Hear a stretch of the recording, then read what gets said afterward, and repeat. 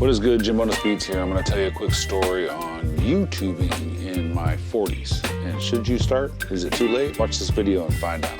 June 14th, 2021 is when it all started. About a week prior to that, I wanted to recreate the MTV series Cribs, but unfortunately, the big C word had just started and there was no way that anybody was gonna let you in your house. So the idea kind of got squashed a little bit. So I thought to myself, what's the next best way to conduct interviews and have some fun and not invade people's closeness? Being unable to get anybody's house, I decided to take the podcast outside. I figured we could stay 6 feet away from each other and still have interviews, and it worked out great. It turned out to be one of the best ideas that I've ever had in my life, and I started when I was 44 years old. After starting, it was kind of impressive. Eventually, people took me serious. They took the opportunity serious for me to highlight their small business or their musical talents or anything that they were just really good at and were trying hard at, or anybody that deserved recognition for the time. I did my best to highlight them. June 14th, 2021 is when it all started. I had purchased the wireless microphones. I had already had my camera. I was interested in talking to local talent and to local business people. Didn't really have a format for that, so I just went for it on the fly. I mic'd up a friend of ours, Rain Ezra. She was kind enough to be the first test guinea pig ever on Cross the Street in an impromptu interview, which I conducted on the spot right there that day. Having that happen, it was a week later, 2 weeks later, I interviewed my good friend Ted Loke, and I have to give Ted Loke a lot of credit for saying, "The name of the show is Cross the Street, right, Jim?" And I replied with, "Yes, of course, that's what it is." He says, "You should have them say their name while crossing the street for the intro."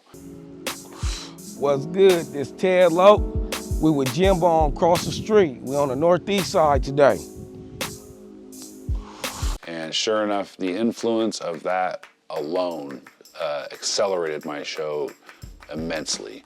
I had so many requests in the weeks to follow of people saying, "When do I get my opportunity to cross the street?" And it kind of took off like wildfire. A lot of that had to do with the branding. The logo itself, very easy to identify, the big red X. I show it on every episode. When people say the words cross the street, I throw it up on the screen for the most part. The branding was very key in this. The delivery of the branding with the cross the street intro and with what I was offering turned out to be something second to none in our city, and I'm very proud of it. When event coverage started, I needed some help, and there was no better person around me at the time other than Birdie Lee. And Birdie Lee was someone that grasped the role right away of becoming the hostess with the mostest, as she'll tell you. You put her on a street corner with that microphone, and I tell you what, like a moth to a flame, every time someone wants to speak to Birdie Lee. And the way that she owned the role of being the hostess, second to none. There's nobody that I've seen close. A lot of people have tried to fill in for us over the time, but no one does it quite like Birdie. The team eventually expanded to my personal life a little bit when my girlfriend at the time had gotten involved, Liz from Logistics. She also offered a great role while she was there with us, supplying back-end work, also running lights for us, doing a lot of the titling at the time. Another great person to have around is anybody that'll be willing to help you. So in my case, I had the 2 women with me that helped me immensely through this. Some of the changes to the show over its evolution, we started to add the weather to the top of the screen. We had across the street show funds where we were hoping to collect money, and you could watch that money rise as it was collected. We give a gift on every show, so we were then taking the money that it was raised and spending it in our local community to buy gifts for our next guest. So it was a way of us kind of washing and repeating the money around our city and keep it in our creative culture as long as we could before, the landlord wants his cut. The show was finally monetized on Sunday, June 5th, 2022. It wasn't a huge amount of money, but you talk about someone that was extremely excited about this at my age. I had no idea that it was even possible to get this far on YouTube. I released a ridiculous amount of content. The amount of content that I released in the first couple years, and as hard as I worked, was absolutely insane. And I'm sure there's other creators that have had bigger rises quickly, but anything that I got out of YouTube after being monetized, I felt blessed. It was a super big opportunity for me. It was like a lifetime dream. I'm still living it, as you can tell, trying to make stuff like this, but what a great day. That was a fantastic day. Eventually, there's a downside to this. I had to quit, so you may want to stay tuned. Don't skip away from the video yet if you want to hear the tumultuous side of what really happens when you work that hard, though.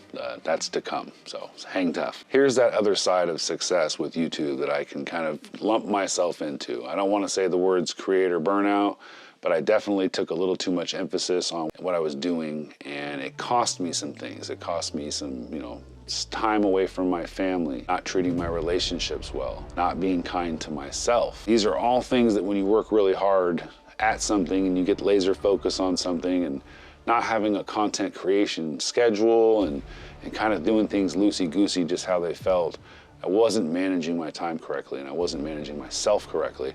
So one of the downfalls to this, again, is working too hard. So if I had some tips to do over again, I would definitely have a way to implement more of my personal life away from what I'm doing with the TV show, away from what I'm doing with the content creation, and just find a way to make those things singular and not lumped up at the same time. Part of the breakdown, once doing this for a while, was I had an I quit moment where I actually just kind of gave up for a while. I was really having a rough time. I had gone through a breakup, there was problems within my family, I was unemployed, I was letting my finances go to hell, and it just kind of all imploded on me at once.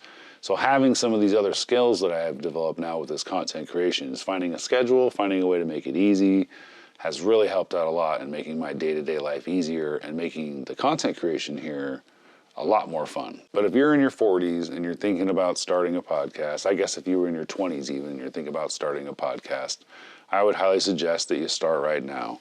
There's so many interesting people in your neighborhood, I guarantee, that have great stories to tell. I just happen to be in a city where there's all kinds of creatives, so it's a never-ending pool of people to interview. But it's been a fantastic time starting this journey here on YouTube. It's been a great time with my city through the Cross the Street program that we created here. And I'm very proud of what we do, and you should too. You should start something and be proud of it as well. If you're interested in these little closet confessionals that I'm doing here, I would highly suggest that you hang around and just, Halloween was the other day, and Bertie and I got to go out and ask people if they believe in ghosts. And you'd be surprised how many people believe in ghosts. So click on the video. Until then, I'll see you soon. Baby, you give me